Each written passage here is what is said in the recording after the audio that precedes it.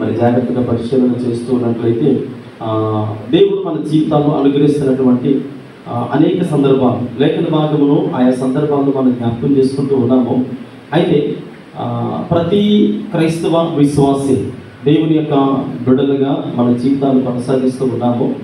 భక్తి జీవితంలో ఆయా సందర్భాలలో దేవుడు మనతో మాట్లాడేటువంటి విధానాన్ని మనం జాగ్రత్తగా గమనిస్తున్నప్పుడు దేవుడు ఏం చెప్పాలనుకుంటూ ఉన్నాడో ఆ విషయాన్ని ప్రతి వ్యక్తి కూడా జాగ్రత్తగా అబ్జర్వ్ చేస్తున్నప్పుడు దేవుడు మాట్లాడేటువంటి ప్రతి మాట వెనకతల ఒక నిగూఢమైనటువంటి రహస్యం అనేది దాచబడి ఉంటుంది. అంటే దేవుడు తన ఏదైతే చెప్పాలనుకుంటూ ఉన్నాడో ఆ విషయాన్ని సూటిగా మాట్లాడుతున్నప్పుడు మనకు అర్థమవుతూ ఉంటుంది, దేవుడు ఖచ్చితంగా నాతో ఏదో మాట్లాడబోతూ ఉన్నాడు అనే విషయాన్ని ప్రతి ఒక్కరూ గమనించాలని మనం చేస్తూ ఉన్నాం. చూడండి, సర్వసాధారణంగా ఒక వ్యక్తి యొక్క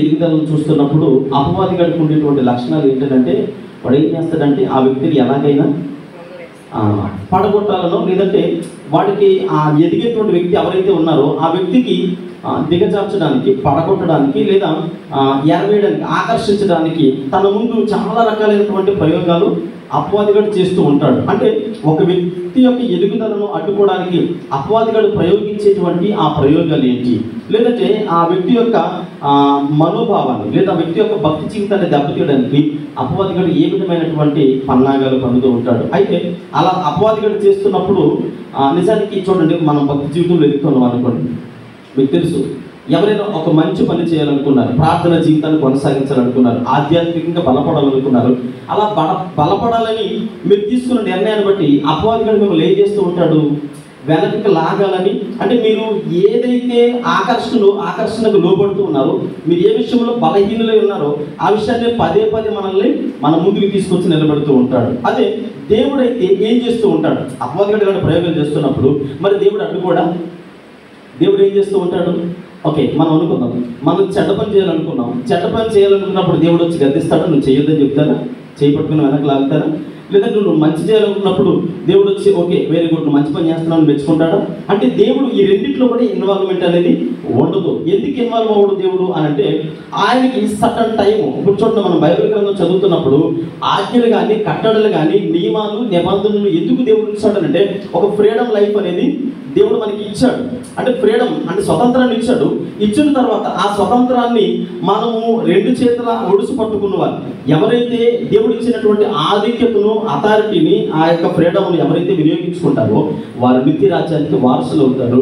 అంటే దాన్ని దుర్వినియోగపరుచుకున్న వారి జీవితాల్లో అపవాదిగాడు మనల్ని ఎదుగుతున్నప్పుడు, పడగొట్టాలని ప్రయత్నాలు చేస్తున్నప్పుడు మనం ఎప్పుడైతే అపవాదిగాడికి లోబడిపోతామో మన జీవితంలో వెంటనే దేవుడికి దూరం అయిపోతాం. అందుకనే ఇక్కడ మనం జ్ఞాపకం చేసుకుంటున్నప్పుడు పిల్లలు జ్ఞాపకం చేసుకోండి.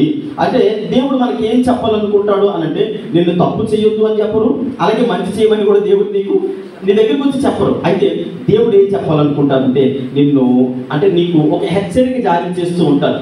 దేవుడు నీకు ఒక మాట తెలియజేస్తాడు. ఒక మాటలో చెప్పాలంటే మేలుకొలుపు అంటాం కదా, ముందుగా ఒక మాట మన చెవిలో వేస్తాడు, ఇదిగో ఇలా ఉంది పరిస్థితి, జాగ్రత్త అంటే అది ఎప్పుడైతే మనం విన్నామో మనలో మనం జాగ్రత్త పరుచుకోవడం అంటారు. అదే అపవాదిగాడు డైరెక్ట్గా నీ దగ్గరికి ఒక కోరికను లేదా ఒక విధమైనటువంటి ఆలోచన విధానాలు తీసుకొని వస్తాడు.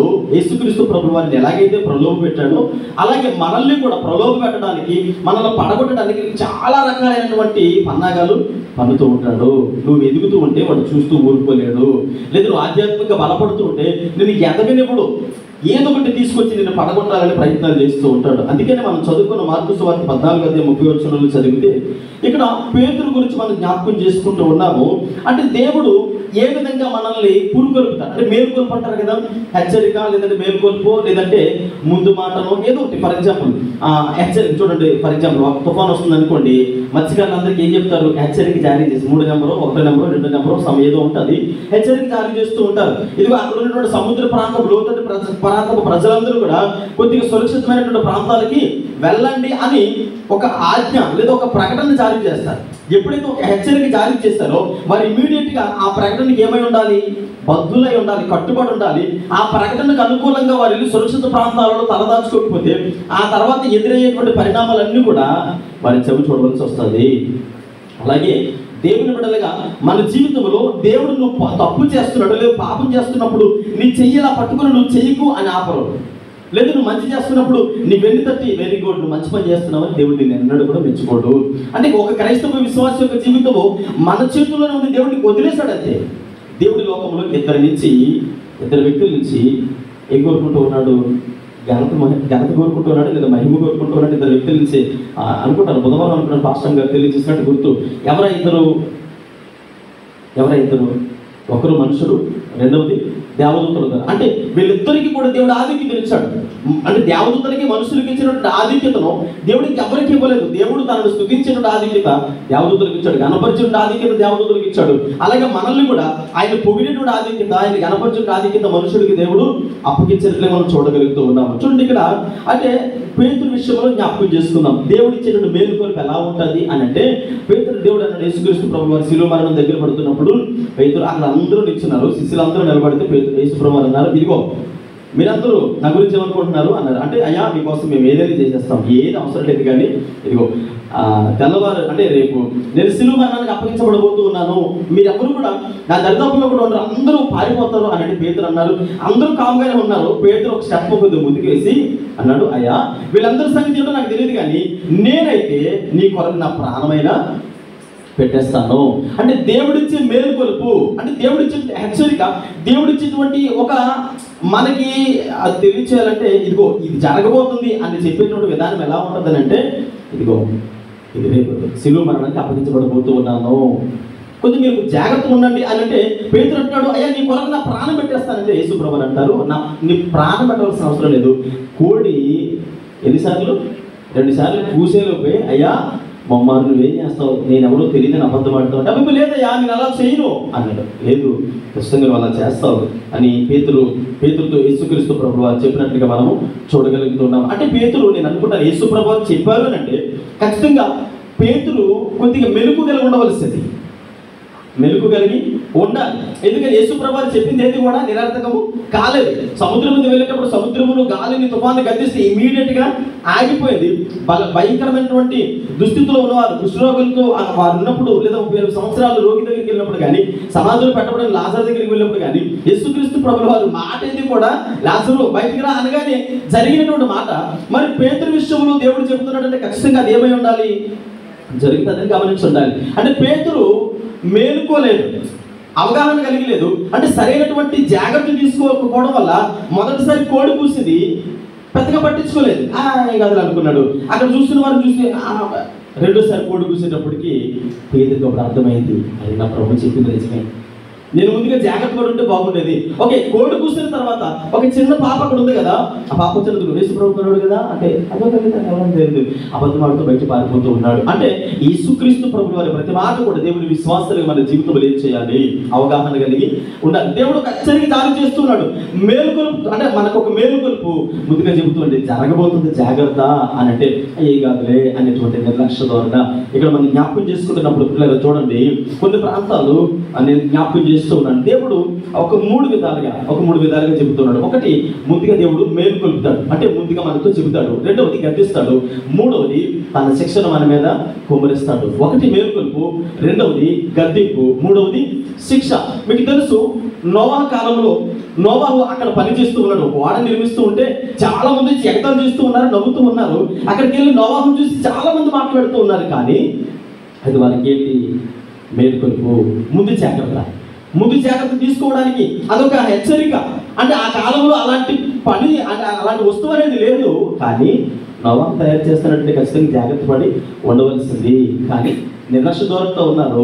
భయంకరమైనటువంటి దుస్థితి, చాలా భయంకరమైనటువంటి మరణ అవస్థను వారు పొందుకున్నారు. రెండవది సొదొమ గొమొర్రా పట్టణాల్లో ఉన్నటువంటి పరిస్థితి చూస్తే దేవుని ఆజ్ఞ రాబోతుంది, అంటే ఉగ్రత రాబోతుంది తెలిసినప్పటికీ నీతిమంతుడైనటువంటి లోతును సొదొమ గొమొర్రా పట్టణాల్లో దేవుడు ఇచ్చాడు.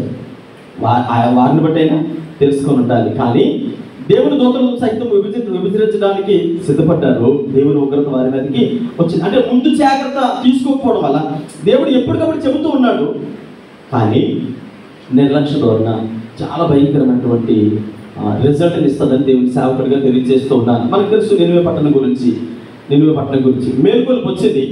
దేవునికి గద్దింపు వస్తుందని తెలిసినప్పుడు ఇమీడియట్గా వారు సరిచేసుకోవడం వలన అమ్మో దేవుడు మమ్మల్ని గద్దిస్తే మేము బ్రతకలేము అనుకున్నారు. కాబట్టి దేవుని యొక్క శిక్షలో నుంచి వారు తప్పించబడ్డారు. 2 ప్రాంతాలు శిక్షలో చిక్కుకున్నాయి. ఒకటి ఏంటది? సొదొమ గొమొర్రా పట్టణాలు. అదే రీతిగా నోవహు కాలంలో ఈ 2 దేవుడు మేలుకోలేదు, శిక్షలో అంటే గద్దెంపుకు లోబడిపోయాయి, శిక్షలో ఉన్నారు. నినివే పట్టణం మాత్రం శిక్షలో నుండి తప్పించుకున్నట్లుగా మనం చూడగలుగుతూ ఉన్నాం. దేవుని యొక్క ఉద్దేశం ఎలా ఉంటుందని అంటే, మనం తప్పు చేసినా ఒప్పు చేసినా మనల్ని మెడబట్టుకొని అలాగా శిక్షలో పడేసేటువంటి దేవుడు కాదు. చూడండి, యెహెజ్కేలు గ్రంథము ఒకసారి వాక్య భాగం చదువుకున్న 18వ అధ్యాయము 23వ వచనంలో ఏముందంటే, దుష్టుడు తన దుష్టత్వమును బట్టి మరణించుట నాకు ఎంత మాత్రమే ఇష్టం ఉండదు, కానీ తన దుష్టత్వమును విడిచి వారు తిరిగి దేవుని వద్దకి రావాలని దేవుడు కోరుకుంటున్నాడట. 18వ అధ్యాయము నాకేమాత్రం ఇష్టం లేదు, సంతోషము కలుగునా తమ ప్రవర్తనను బ్రతుకుటయే నాకు సంతోషము. పేతురుతో దేవుడు చెప్పాడు, పేతురు రేపు తెల్లవారిలోపు కోడి 2 సార్లు కూసి 3 సార్లు అబద్ధం ఆడుతాడంటే ఇమీడియట్ గా పేతురు అనుకొని ఉండాలి. దేవుడు చెప్పాడంటే ఖచ్చితంగా అది జరుగుతుంది అని గమనించి ఉండాలి. ఈరోజు మనం కూడా చాలా సందర్భాల్లో ఏం చేస్తామంటే, దేవుని వాక్యము మనల్ని గద్దిస్తూ ఉంటుంది, కానీ నిర్లక్ష్యము మేలుకొని పని మన జీవితంలో ఉండదు.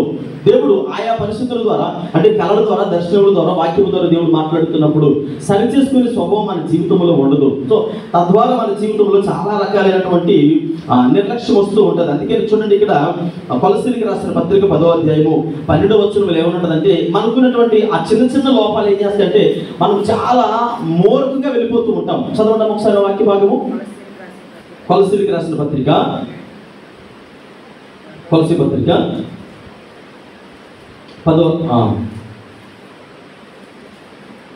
అధ్యాయం 12వ వచనం చదవండమ్మా. ప్రార్థన చేయుట మానక మీరు సంపూర్ణ జ్ఞానమును ఆత్మ సంబంధమైన వివేకము గలవారును ఆయన చిత్తమును పూర్ణంగా గ్రహించిన వారునై ప్రతి సత్కార్యములలో సఫలులను అగుచు దేవుని విషయమైన జ్ఞానమందు అభివృద్ధి పొందుచు అన్ని విషయములలో ప్రభువును సంతోషపెట్టినట్లు ఆయనకు తగినట్టుగా నడుచుకొనవలెను. ఏం చేయాలట? ఆయనకు తగినట్లుగా నడుచుకోవాలి. ఇక్కడ మనం జ్ఞాపకం చేసుకుంటున్నప్పుడు దేవుడు ఇది చేస్తే ఒప్పు, ఇది చేస్తే తప్పు అని మనకి అన్నట్టు కూడా చేయబట్టుకొని నేర్పించేటువంటి దేవుడు కాదు. మనం తిరిగి ఆయన దగ్గరికి వెళ్ళినప్పుడు దానిని బట్టి సంతోషించేటువంటి దేవుడిగా ఉంటూ ఉన్నాడని దేవుడి సేవకుడిగా తెలియజేస్తూ ఉన్నాను. చూడండి, ఇక్కడ మరొక వాక్య భాగాన్ని నేను జ్ఞాపకం చేస్తూ ఉన్నాను.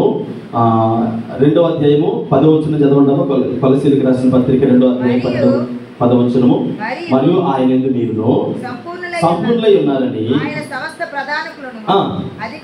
అధికారులకు మీరును సున్నతి యందు శరీరేచ్ఛలతో కూడిన స్వభావమును విసర్జించి ఆయన యందు చేతులతో చేయబడిన. ఇక్కడ పౌలు గారు చెప్పాలనుకున్నది ఏంటంటే, మనం ఎవరి ద్వారా నిర్మించబడ్డాము, ఎవరి ద్వారా తయారు చేయబడ్డాము, ఎవరి ద్వారా వచ్చామనేటువంటి విషయాన్ని మనం ఎప్పుడైతే జాగ్రత్తగా గమనిస్తామో, ఆయన యందు నిలబడినప్పుడు అంటే ఒకటి ఆయన మేలుకొలుపు తెలియజేస్తున్నాడు, ముందుగా తెలియజేస్తున్నాడు. రెండవది మనల్ని గద్దిస్తూ ఉన్నాడు. మూడవది శిక్షలోనికి వెళ్ళిపోతున్నామని మనకు తెలుసు. అంటే మనకే వదిలేసాడు కనుక మన ఒపీనియన్ అనేది అది మన చేతుల్లోనే ఉంది. జాగ్రత్తగా ఆలోచన కలిగి నిర్ణయాలు తీసుకోవాలని దేవుని సేవకుడైనటువంటి పౌలు గారు తెలియజేస్తూ ఉన్నారు చాలా సందర్భాలలో. అంటే ఇక్కడ ఉన్నటువంటి పరిస్థితులు, అందుకనే అదే పౌలు గారు ఫిలిప్పీలకు రాసిన పత్రిక 4వ అధ్యాయం 13వ వచనంలో చదువుతున్నాను. చూడండి, ఫిలిప్పీ పత్రిక 4వ అధ్యాయం 13వ వచనం. నన్ను బలపరచు అని యందు నేను సమస్తమును చేయగలను. నన్ను బలపరచు అని యందు అంటే చాలా సందర్భాల్లో మనం ఏమనుకుంటామంటే, నాకు అన్నీ తెలుసు అండి, నేను చేసుకోగలనండి, నాకు అలాగండి ఎలాగంటే అంటే మనకున్నటువంటి కొన్ని పరిస్థితులను బట్టి పేతురు ఏమన్నాడు?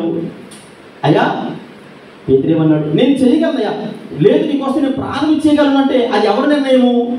పేతురు యొక్క ఆలోచన విధానం అది. అంటే మనం కూడా ఏం చేస్తామంటే, నా భక్తి నాకు తెలుసండి, నా ప్రార్థనా జీవితం నాకు తెలుసండి అని అంటే మనం సొంతంగా వెళ్ళిపోతూ ఉంటాం. కానీ నీకు ఏంటో దేవుడికి తెలుసు. పేతురుకి అంటాడు కదా, మీరు తెల్లారిలోకి మారు పోకుతావు అని దేవుడు అంటూ ఉన్నాడు.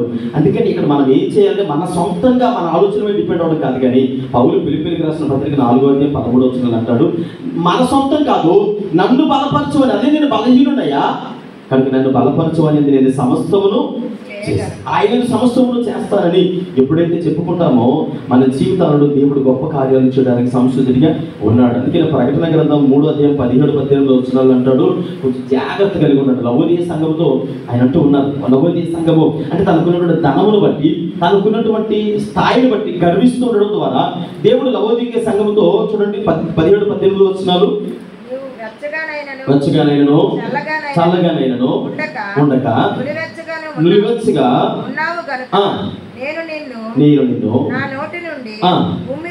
ఉమ్మివేయను ఉద్దేశించున్నాను.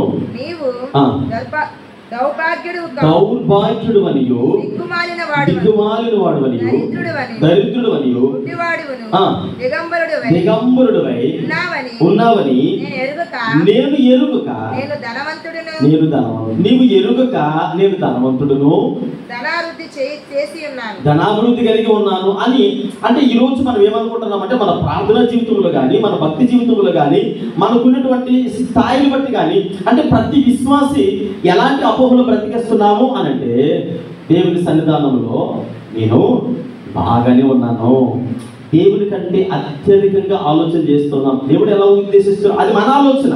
కానీ దేవుడు ఏమన్నాడు తెలుసా, నువ్వు దరిద్రుడు అనియు, ఆ తర్వాత దౌర్భాగ్యుడు అనియు, అంటే దిగంబరుడు అనియు. మనం ఏమనుకుంటా ఉన్నాం అంటే, నేను పరిశుద్ధమైనటువంటి వస్త్రాలు ధరించుకున్నాను, రక్షణ వస్త్రం ధరించుకున్నాను, నీతి వస్త్రం ధరించుకున్నాను, చాలా రకాల వస్త్రాలు ధరించుకున్నాను, నేను పర్వాలేదు, నేను ఓకే అని మనం అనుకుంటూ ఉన్నాం. అది మన ఉద్దేశము.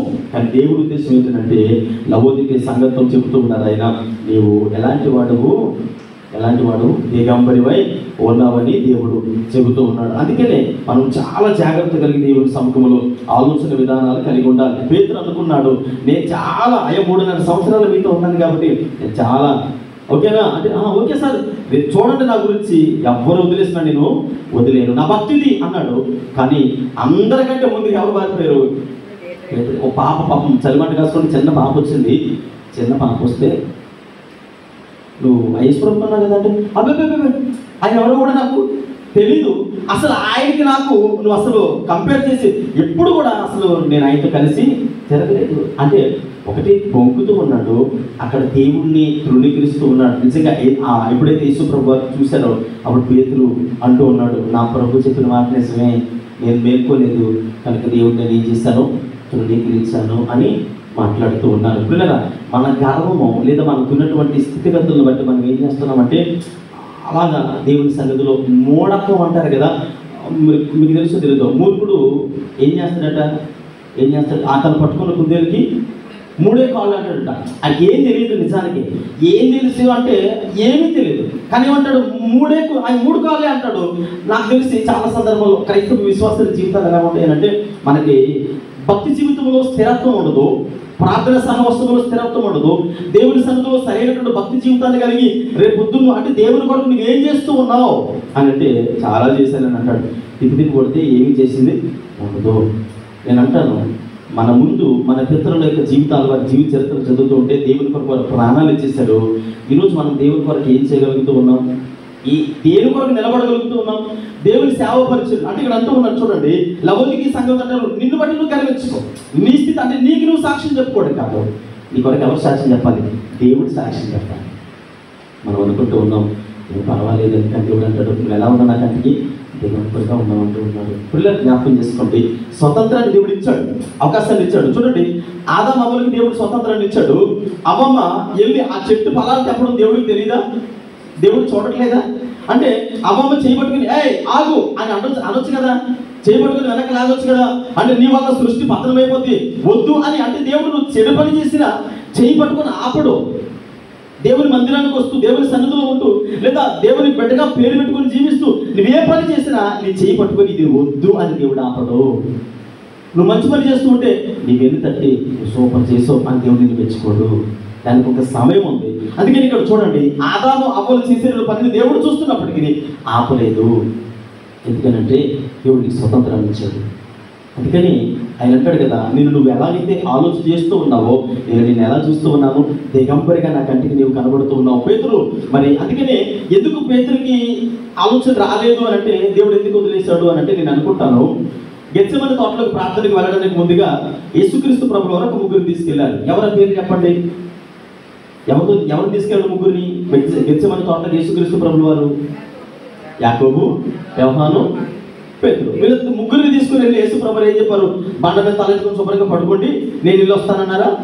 ఏమన్నారు? శోధనలో ప్రవేశించకుండానట్లు మీరు మెలకువ కలిగి ప్రార్థన చేయండి. అంటే మెలకువ కలిగి ఎందుకు ప్రార్థన చేయాలా? శోధనలో ప్రవేశించకుండానట్లు. అంటే యేసు ప్రభువు గురించి ప్రార్థన చేయమలేదు, రాబోయేటువంటి శ్రమ గురించి, రాబోయేటువంటి పరిస్థితుల గురించి. పేతురు, ఇదిగో నువ్వు నా గురించి అబద్ధం ఆడబోతున్నావు కనుక ఆ శోధనకు నువ్వు గురవ్వకుండా, భయపడకుండా, అంటే నా కొరకు నిలబడాలి. ఈరోజు నీ జీవితంలో దేని కొరకు నిలబడుతూ ఉన్నావు? దేవుని కొరకు నిలబడేటువంటి సామర్థ్యం నీకుందా? ఎవరు ఏదో చెబుతూ ఉంటారు, బెదిరిస్తారు. బెదిరించినప్పుడు పారిపోయేటువంటి మనస్తత్వం కలిగి ఒకవేళ పొరపాటుని ఒక 10 మంది కత్తులు పట్టుకొని చర్చలోకి వచ్చి నా మీదకి వచ్చారు అనుకోండి, ఏం చేస్తారు?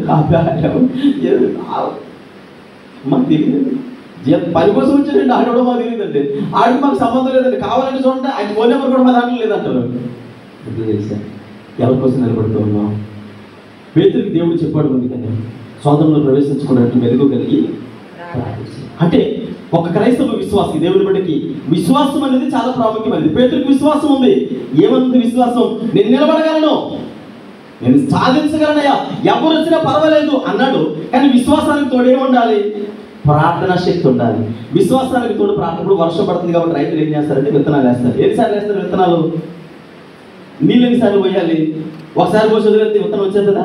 అంటే విత్తనం అనేది ఒకసారి వేస్తాము, కానీ నీళ్ళు అనేది మొక్క ఆనుకునే వరకు పాదులు పెట్టేటప్పుడు, ఆనపాదులు కానీ వేరే పాదులు కానీ పెట్టేటప్పుడు ఏం చేస్తారంటే రైతు పొలం బాగా సేద్యపరిచిన తర్వాత బాగా గట్టంలో మిక్సింగ్ చేసి బాగా నానిన తర్వాత విత్తనాలు వేస్తాడు. విత్తనాలు వేసిన తర్వాత అప్పుడు 2 రోజులకు ఒకసారి 3 రోజులకు ఒకసారి ఆ విత్తనం యొక్క స్థాయిని బట్టి నీళ్లు పోస్తూ ఉంటాడు. పాదు పెరిగే కొద్దీ కూడా ఏం చేస్తాడు? మోతాదు పెంచుకుంటూ వెళ్తాడు. అలాగే చెప్పేసి విత్తనం వేసిన రోజు నీళ్లు పోసి వదిలేస్తే ఆ విత్తనము రాదు, ఆ పంట పండదు. అందుకనే మన జీవితంలో ఎలా ఉండాలంటే విశ్వాసం ఉంటే సరిపోదు, విశ్వాసానికి తోడు ఏముండాలి?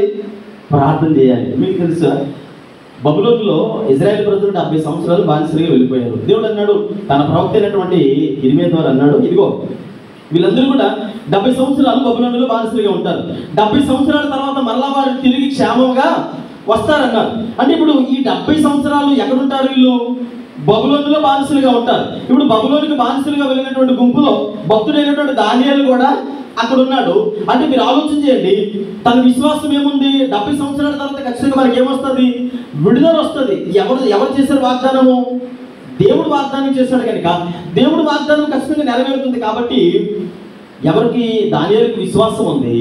కానీ విశ్వాసం మీద అలా ఉండిపోయాడా? ఏం చేశాడు? దానికి తోడు ప్రార్థన చేశాడు. అంటే దేవా, నీవు మాకు చేసినటువంటి వాగ్దానం నెరవేరడం కొరకు నేను ప్రార్థన చేస్తున్నాను. చూడండి, ఇర్మియా గ్రంథం 25వ అధ్యాయం 1-2 వచనాలు చదివితే ఈ 70 సంవత్సరాల యొక్క మరి వారి యొక్క పరిపాలన విధానం లేదా బానిసత్వం గురించి మాట్లాడుతూ ఉన్నాము. యెషయా కుమారుడును యూదా రాజు అయిన యెహోయాకీము 4వ సంవత్సరమున అనగా బబులోను రాజు అయిన నెబుకద్నెజరు మొదటి సంవత్సరమున యూదా ప్రజలందరిని గూర్చి ఇర్మియాకు ప్రత్యక్షమై వాక్యము ప్రవక్త అయిన ఇర్మియా యూదా ప్రజలందరితోనూ యెరూషలేము నివాసులందరితోనూ వాక్కును ప్రకటించెను. చాలు. వీళ్ళు యెరూషలేము అంటే బబులోనికి పోయిన తర్వాత ఎన్ని సంవత్సరాలు బానిసలుగా ఉంటారు? 70 సంవత్సరాలు బానిసలుగా ఉంటారు.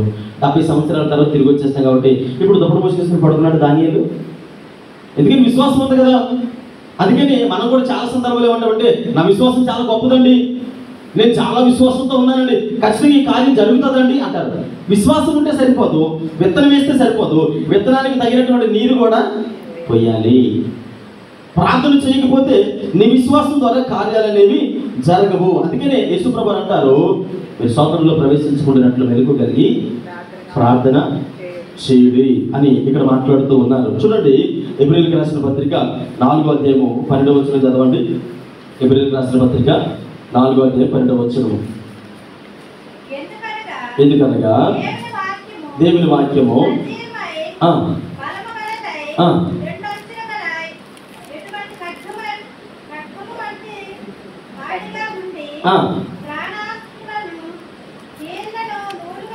చాలు. అంటే వాక్యము దేవుడు ఎలా మాట్లాడతారు, మనం చేయి పట్టుకొని మనం పాపం చేస్తుంటే ఆపరు. ఒకటి వాక్య రూపంలో మాట్లాడతారు, రెండవది ప్రవక్తల ద్వారా మాట్లాడతారు, మూడవది ఏదో ఒక సందర్భం ద్వారా దేవుడు మనకు దగ్గర అవుతాడు. 3 విషయాలు ఇందాకేమో మనం జ్ఞాపకం చేసుకున్నాం. ఒకటి మేలుకొలుపు, రెండవది గద్దింపు, మూడవది శిక్ష.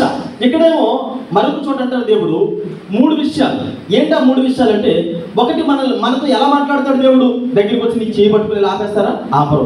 వాక్య రూపంలో మాట్లాడతారు. ఎలా వాక్య రూపంలో మాట్లాడతారు దేవుడు అంటే, వాక్యం 2 అంచులు కలిగినటువంటి, అంటే ఖడ్గము వంటిది. ఎలాంటి వ్యక్తులైనా, ఎంత క్రూరులైనా తన హృదయపు లోపలికి వాక్యము దూసుకుని వెళ్ళిపోద్ది. రెండవది ప్రవక్తుల ద్వారా మాట్లాడతాడు. మరి ప్రవక్తుల ద్వారా ఎలా మాట్లాడతాడు దేవుడు? మీకు తెలుసు, భక్తుడైనటువంటి దావీదు ఒక రకమైనటువంటి తప్పు చేశాడు. బెత్షెబతో తప్పు చేసినప్పుడు దావీదుకి అనిపించలేదు, తప్పు చేశాడు, కామ్గా ఊరుకున్నాడు, తన భర్తను చంపించేశాడు. ఆమె గర్భవతిని తెలిసినప్పటికీ ఆ మార్గాన్ని ఆమెను వదిలేశాడు. కామ్కి తన పనితలు చేసుకుంటూ ఉన్నాడు. తను తీసుకొచ్చి భార్యకి అంగీకరించలేదు, అసలు ఏ విషయంలో కూడా ఇన్వాల్వ్ అవ్వలేదు. అయిపోయింది, తనతో నాకే పనిలే అనుకున్నాడు.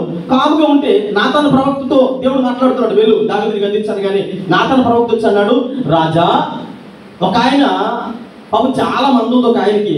ఒక ఆయనకేమో ఒకటే చిన్న గొర్రెపిల్ల ఉంది.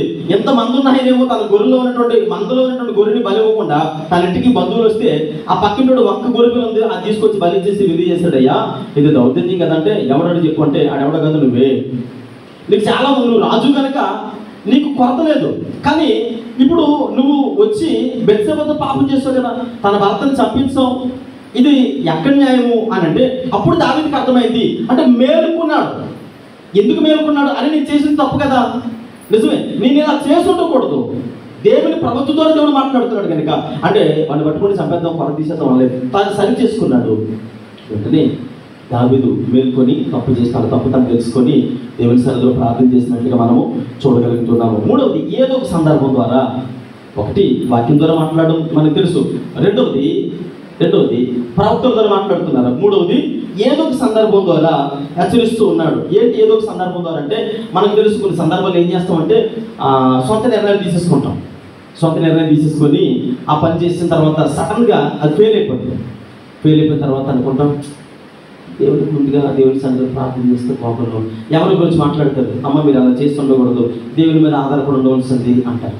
నిజమేనండి, మాది పొరపాటు అయిపోయింది. నిజంగా మరి మేము సొంతంగా ఇలా ఆలోచన చేస్తాం కాబట్టి దేవుడు మాకు కొన్ని సిమ్టమ్స్ కూడా, కొన్ని ఎగ్జాంపుల్ కూడా మాకు వెళ్ళేటప్పుడే మాకు అర్థమైంది. మేము వెళ్ళేటప్పుడు మా బండి పంచర్ అయిపోయింది, ఆ తర్వాత ఇంకేదో జరిగింది, అక్కడికి వెళ్ళేటప్పటికే మాకు ఆల్రెడీ చాలా వ్యతిరేకతలు వచ్చాయి, కానీ మేము గమనించలేకపోయాం. అంటే ఏదో ఒక సందర్భం ద్వారా అపోస్తలుడైన పౌలు సముద్రం మీద వెళ్తూ ఉన్నాడు, చెరసాలకు వెళ్తూ ఉంటే పౌలు గారికి పరిశుద్ధాత్మ దేవుడు మాట్లాడాడు, పౌలా ఈ రాత్రి మీరు ప్రయాణం చేయొద్దంటే, ఆ జైలు గారి దగ్గరికి వెళ్ళి, అయ్యా ఈ రాత్రి దేవుడు వెళ్ళొద్దు అంటాడంటే, అంటే తప్పించుకొని పారిపోవడానికా అని అన్నాడు. సరే నీ కర్మ, నా దేవుడు చెప్పాడు వెళ్ళొద్దని. కాబట్టి ఏదో ఒక సందర్భం ద్వారా, అంటే సముద్రం మధ్యలో వాడ పగిలిపోయి అందరూ కూడా భయంకరమైనటువంటి తుఫాన్లో చిక్కుకున్నారు. ఎందుకు మాట మీద తెలియజేస్తానంటే, మేలుకొలుపు అంటే దేవుడు మనల్ని ఎందుకు ముందుగా తట్టి లేపుతాడంటే, మనల్ని మనం సరి చేసుకోవడానికి ఒక చక్కటి అవకాశాన్ని దేవుడు ఇస్తాడు. ఒకవేళ అది గమనించకపోతే దేవుడు చూపినటువంటి ఆ ముందు మెలుగుకి మనం పట్టించుకోలేదనుకోండి, గద్దిస్తాడు. ఆ గద్దింపు కూడా లోపడకపోతే మూడవది శిక్షిస్తాడు. అంటే మీరు చూడండి ఈ మాటలు మనం జ్ఞాపకం చేసుకుంటున్నప్పుడు వాక్యం ద్వారా కానీ, ప్రవక్తల ద్వారా కానీ, ఏదో ఒక సందర్భం ద్వారా కానీ మనతో మాట్లాడుతున్నటువంటి దేవుడు ఆయన మాటకి తప్పిపోయేటువంటి దేవుడు కాదు. బిలాము అంటే మనకు తెలుసు, బిలాము గాడిద మీద వెళ్తున్నప్పుడు గాడి మీద కూర్చొని బాధేస్తున్నాడు, పట్టుకొని పద అంటున్నాడు. అంతే కొడుతూ ఉంటే కదలలేదు, అలా ఉండిపోయింది గాడితే. కదలకపోతే మరలా కొడుతూ ఉన్నాడు.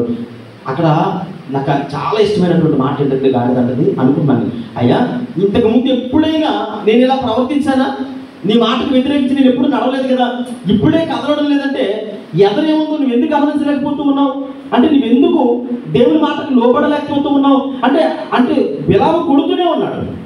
కొడుతూ ఉంటే అప్పుడు తన పాపమును ఇంకా గాడి మీద చూపిస్తాడు. పాపం దేవుడు అనుకున్నాడు, నా వలన గాడిని దెబ్బలు తింటుంది కాబట్టి ఒకసారి ప్రత్యక్షమైతే బాగుంటుందని చెప్పేసి ఒక పెద్ద కట్టం పట్టుకొని గాడికి ఎదురుగా ఎవరున్నారు, దేవుడి దూత ప్రత్యక్షమైంది.